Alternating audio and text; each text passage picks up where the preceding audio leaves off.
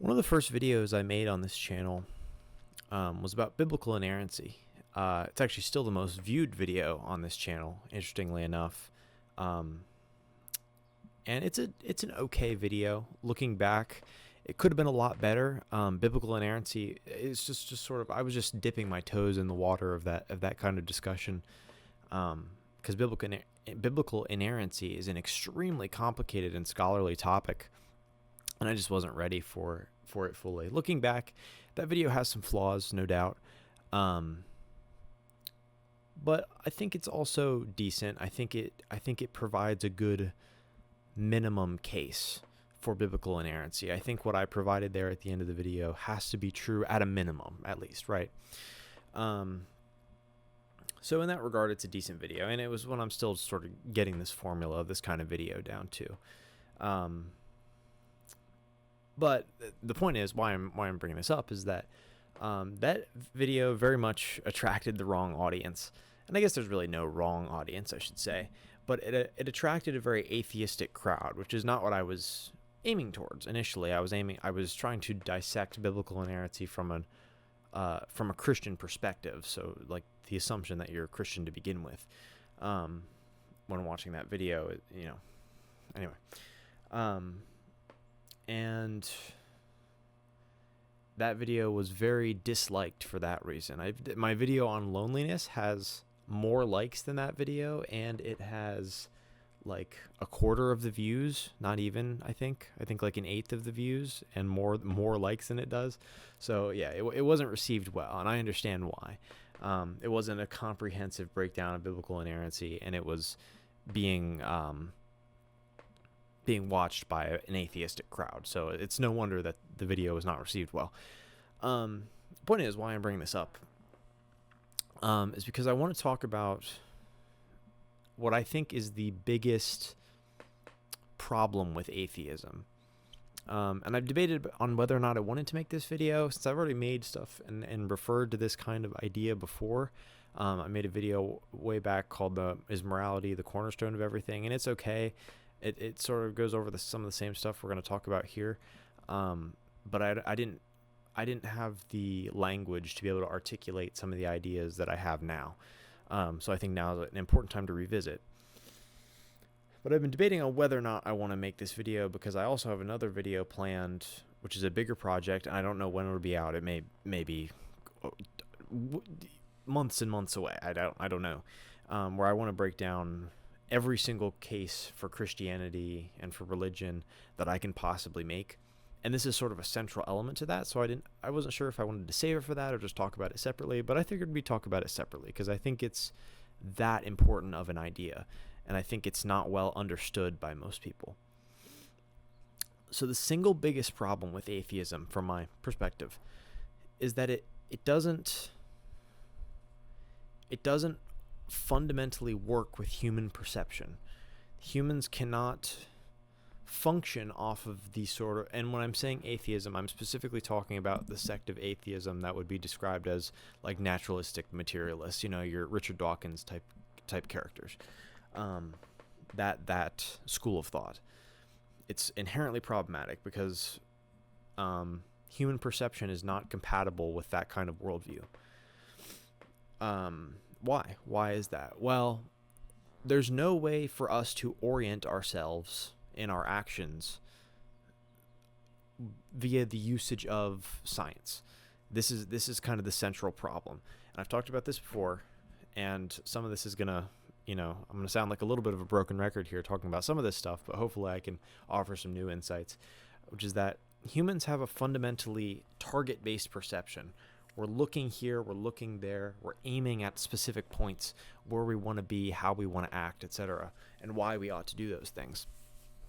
And the reality is that atheism doesn't provide a value structure. It's incapable of providing a value structure because naturalistic materialism says we are here on accident. That's the only reason we're here. You have, your existence is nothing, essentially. It has no value. There is no such thing as value. There is no such thing as meaning. You're incapable of, you can experience meaning, but it's not real. It's just something that's been conjured up by your mind. so that as like a survival mechanism, essentially. And you can have that kind of worldview, but it doesn't function, because all of our decisions are based on what's valuable. We see things hierarchically, in what's at the top, what's at the pinnacle. Here are the sub elements of that. What are you aimed at in each one of those levels? And naturalistic materialism says that the way you see the world is fundamentally wrong. And you can have that kind of view, but then intellectually you will understand. Intellectually, you can't.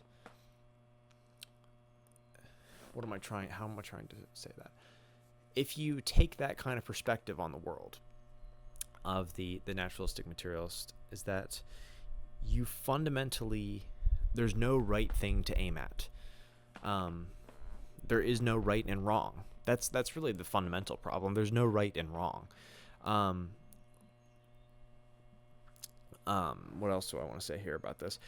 You're incapable of actually doing anything. Any kind of decision making, you're fundamentally incapable of, because all of our decisions are based on value. They're entirely based on value. We have no other way of seeing the world other than through the lens of value and meaning. And with atheism, you don't have that. There is no way of seeing the world through atheism, through naturalistic materialism, and then being able to actually do anything. And I mean that literally. Like, all decisions that we make, and any decision that you make on any level, is tied to a series of values, essentially. Values and your hierarchy of values and the way that you see the world. And the reality is that that's gone with naturalistic materialism. Intellectually, it's gone. No one actually lives like a naturalistic materialist, because if you were a real naturalistic materialist, you would probably kill yourself. And I'm obviously that's a flippant thing to say, I understand, but like, this is what we're talking about here. You have no reason to live if you are a naturalistic materialist. In fact, all that you're left with atheism, with naturalistic materialism, is hedonism. Well, I shouldn't say that. It's not just hedonism. It's whatever you want, because that's all that you have left. You have your desires, essentially. And that mostly manifests as hedonism. Now, if you ask someone like Dawkins, they'll tell you that our society is basically, everything we have now is just a manifestation of our wants, right? Everything that we have is just like, we actually want to have families and want to build a cooperative society, right? But then the problem is from there is that there's no moral authority. There's nothing to distinguish right from wrong other than consensus. And that's the sort of problem with subjective morality, is that subjective morality isn't morality because it's subjective, right? Like, you can say, here's something to think about. If you are a naturalistic materialist, you have no way of saying that something is actually wrong. You just can say that you don't like it, right? So how, as an atheist, can you condemn something like the Holocaust?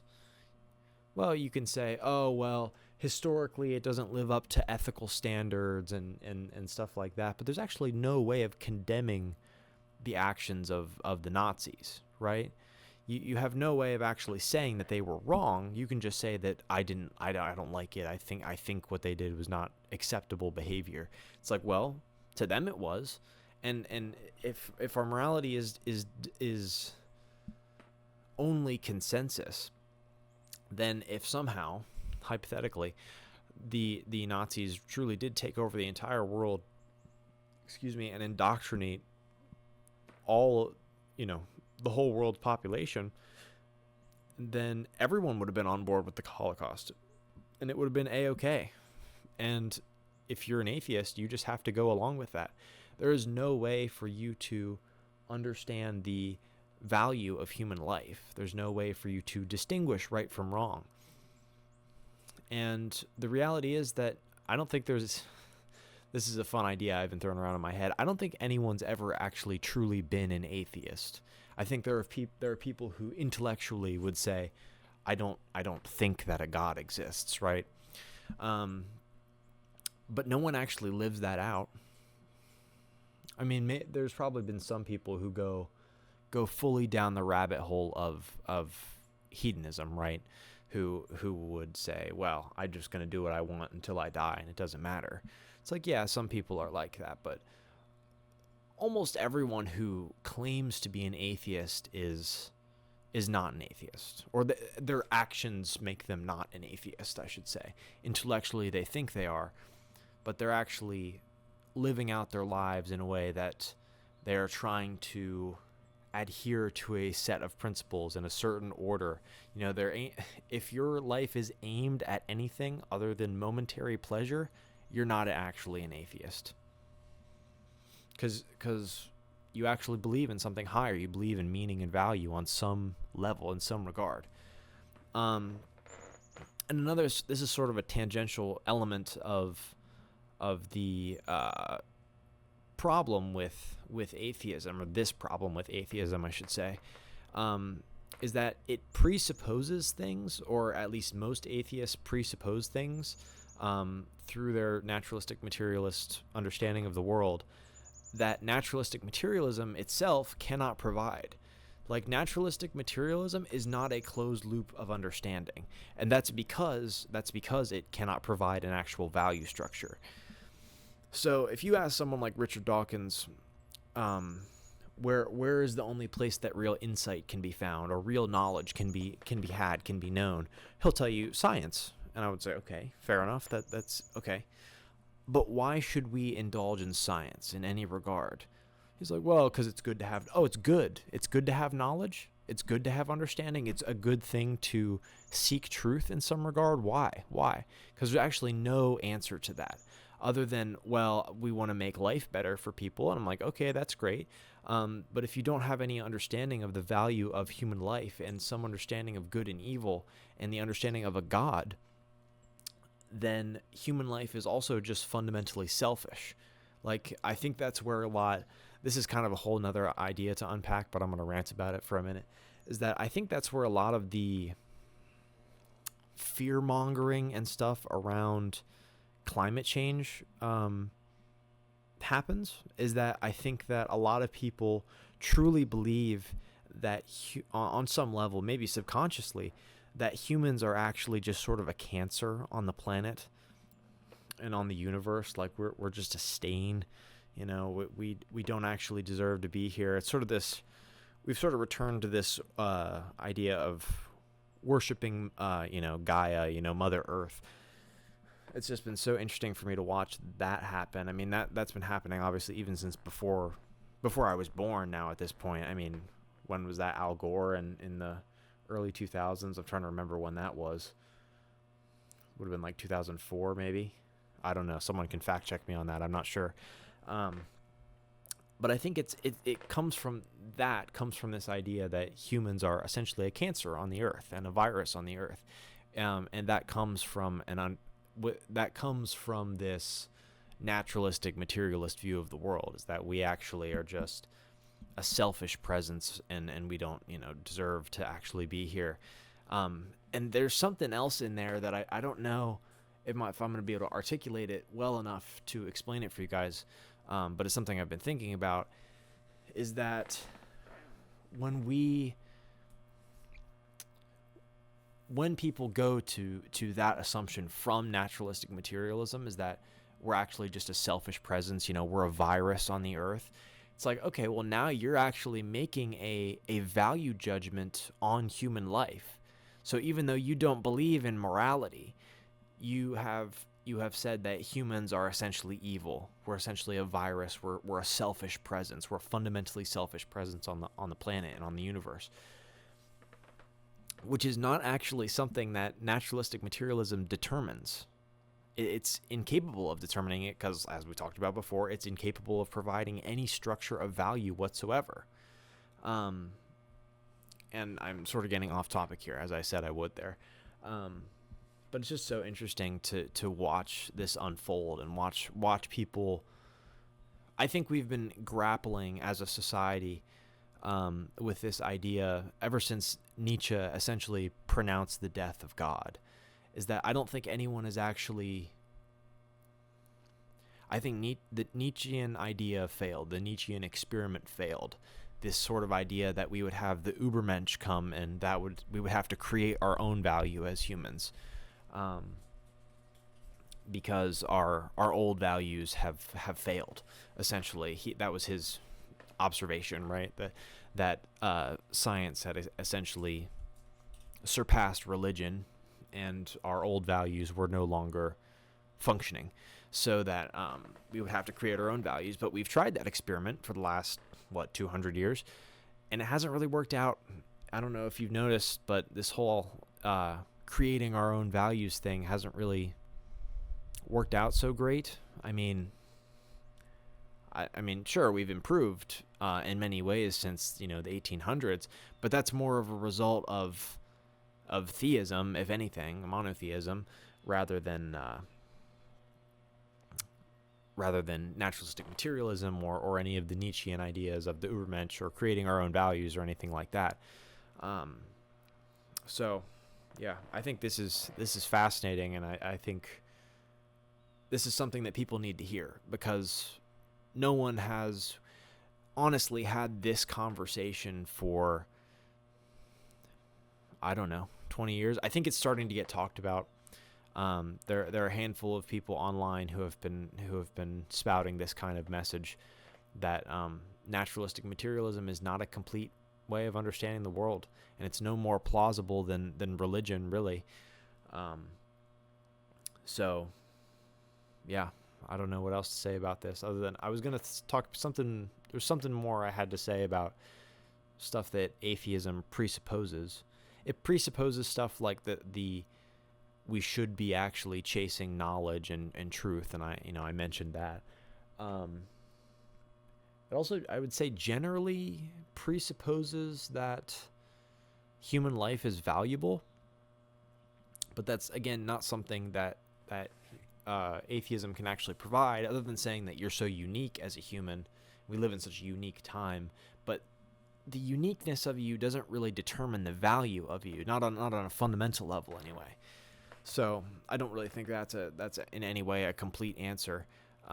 Again, I think it's just a presupposition off of the Judeo-Christian value of the individual, based on the image of God, Imago Dei. Imago, I don't know how you pronounce that. Anyway, I think that's all I have to share on this topic before. This is something I think about all the time. It's constantly on my mind, so I'm glad that I can sit down and talk about it a little bit. I think it's super valuable, and it's not a conversation that we've had as a society, and it's something that we desperately need to have as a society, because we have to see the world through this in this narrative way. We have to see the world through a particular lens, and the reality is that the naturalistic materialist lens actually doesn't offer a real lens. It doesn't offer a map for the way we ought to act. That's the real problem. The fundamental human question is not what or how, it's why.